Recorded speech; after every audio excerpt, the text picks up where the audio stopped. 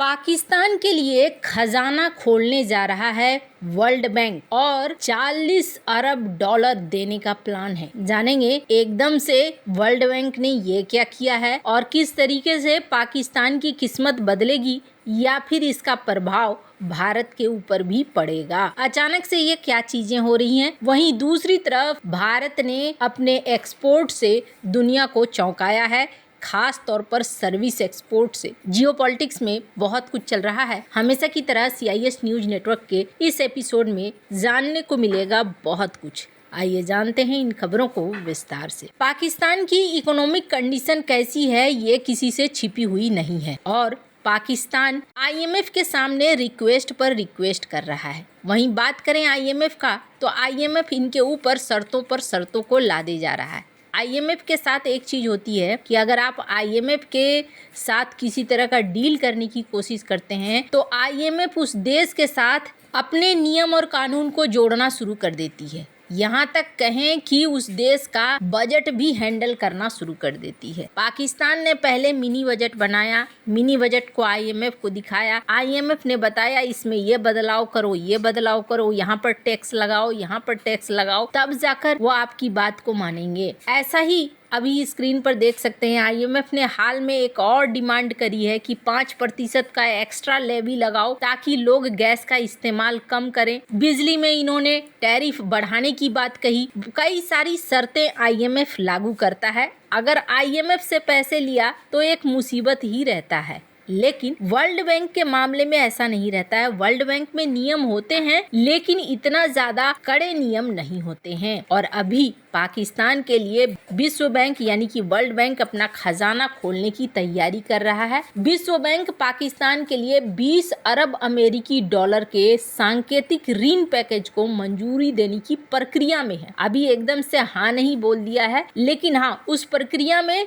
World bank चल पड़ा है। कहा जा रहा है कि 10 सालों के लिए ये प्लान है और इस 10 सालों में विश्व बैंक इन्हें 20 अरब अमेरिकी डॉलर देगा और पहले देखेगा कि 6 सालों में जो टारगेट है वो टारगेट पूरा होता है या फिर नहीं होता है। पाकिस्तान अपने ढांचा 2025-2035 नाम से वर्ल्ड बैंक से पैसे मांग रहा था और पाकिस्तान का कहना है कि हम अपने देश के ढांचे में सुधार करेंगे। माना जा रहा है कि अगर वर्ल्ड बैंक में सब कुछ ठीक रहता है तो वर्ल्ड बैंक बोर्ड द्वारा 14 जनवरी को मंजूरी दिया जाएगा। इसके बाद दक्षिण एशिया के जो उपाध्यक्ष हैं मार्टिन रेजर वो इस्लामाबाद आ सकते हैं। लेकिन मैंने तो 40 अरब की बात कही। तो रिपोर्ट में ये कहा जा रहा है कि 20 अरब डॉलर के अलावा विश्व बैंक की 2 और सहायक संस्थाएं हैं जो पाकिस्तान को 20 अरब डॉलर का निजी कर्जा दिलाने में मदद करेगी। इससे ये पूरा पैकेज हो जाएगा 40 अरब डॉलर का। इसे आर्थिक तंगी से जूझ रहे पाकिस्तान के बुनियादी ढांचे के विकास और सामाजिक सेवाओं के सुधार के लिए दिया जाएगा।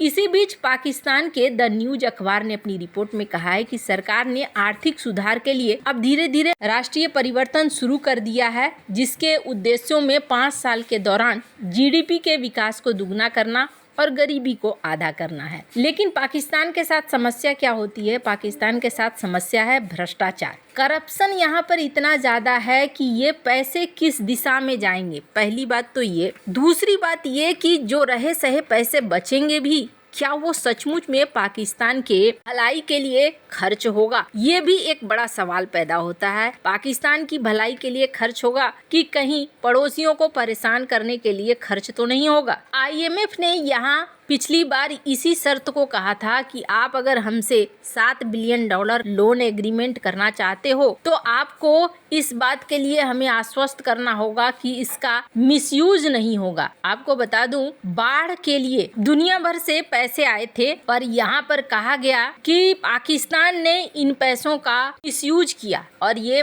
मैं नहीं कह रही हूँ, द ट्रिब्यून का एक आर्टिकल देख सकते हैं। इसमें US ने इस मामले को गंभीरता से लिया गया। पहले भी भारत कह चुका है कि पैसे देना तो ठीक है, लेकिन ये काम भलाई के लिए इस्तेमाल हो रहा है या फिर आसपास के क्षेत्रों को परेशान करने के लिए, आतंकवाद बढ़ाने के लिए या हथियारों को खरीदने के लिए इस्तेमाल कर रहा है, इस चीज का ट्रैक होना बहुत जरूरी है। खैर, अगर इतने पैसे का इस्तेमाल पाकिस्तान अपनी भलाई के लिए करता है तो इससे बेहतर और क्या हो सकता है वहाँ की जनता के लिए। पर जो रिकॉर्ड रहा है वो रिकॉर्ड थोड़ा अलग रहा है, इसलिए लोगों को ऐसा लग रहा है कि इन पैसों का उपयोग होगा या फिर दुरुपयोग होगा। एक चीज और देखने को मिल रही है कि शहबाज शरीफ ने एक बार फिर से कश्मीर का राग अलापना शुरू कर दिया है, साथ ही साथ यूएनएससी का चेयर भी मिल रहा है 2 सालों के लिए। तो ऐसे में भारत और पाकिस्तान के बीच में आने वाले दिनों में कई चीजें देखने को मिलेंगी। जहां एक तरफ ये सब कुछ चल रहा है, वहीं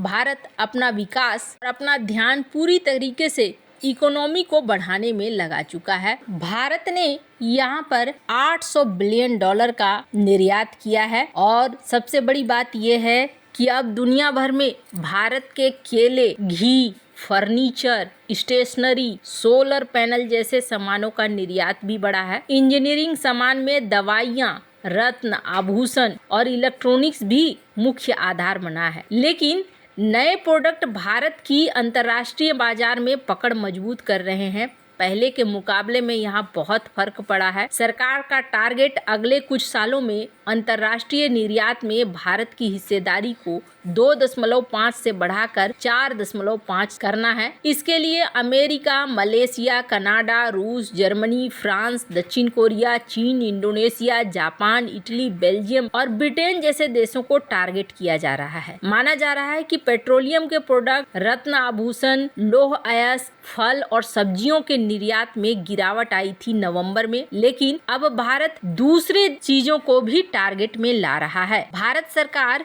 20 खेती के चीजों को भी बढ़ावा देना चाहती है। इनमें केला प्रमुख है। केला उन 20 कृषि उत्पादों में से एक है जिन्हें बढ़ावा दिया जा रहा है। इसके अलावा तरबूज, घी, अमरूद, हरी मिर्च, शिमला मिर्च, भिंडी, लहसुन, प्याज, पर इन सब में सबसे अच्छा रिकॉर्ड दिखाया है सर्विसेज ने, यानी कि सर्विस सेक्टर, जिसमें मैन्युफैक्चरिंग के मुकाबले 47% की हिस्सेदारी रही। खास तौर पर सॉफ्टवेयर सेवाओं का भारत का व्यापारिक निर्यात बहुत ही अच्छा रहा है। इस मामले में कहा जा रहा है कि भारत चाहता था दुनिया की बड़ी बड़ी कंपनियां आए। एप्पल को छोड़ दें तो बहुत बड़ी कंपनी बहुत कम ही आई, लेकिन सर्विस के मामले में अगर देखेंगे तो दुनिया भर की कंपनियों ने भारत से लगातार सर्विस की मांग करी है और भारतीय सर्विसेज को बहुत ज्यादा पसंद भी किया जा रहा है। इसके पीछे कारण ये है कि भारतीय सर्विस बाकी देशों की तुलना में सस्ते होते हैं और दूसरी बड़ी चीज ये है कि भारतीय ज्यादातर विदेशी ग्राहकों को उनके मनपसंद के एप्लीकेशन और सर्विसेज आसानी से सस्ते दरों पर दे देती हैं। यही वजह है कि सॉफ्टवेयर सर्विसेज के लिए भारत की तरफ ये देश ज्यादा देख रहे हैं और भारत को इस मामले में बढ़त भी हासिल हो रही है। हालांकि भारत इसे और आगे बढ़ाना चाहता है। आपको क्या लगता है इन सब मामले में, आपकी क्या राय है, कमेंट कर जरूर बताएं। जल्द मिलते हैं अगले वीडियो में नई खबर के साथ।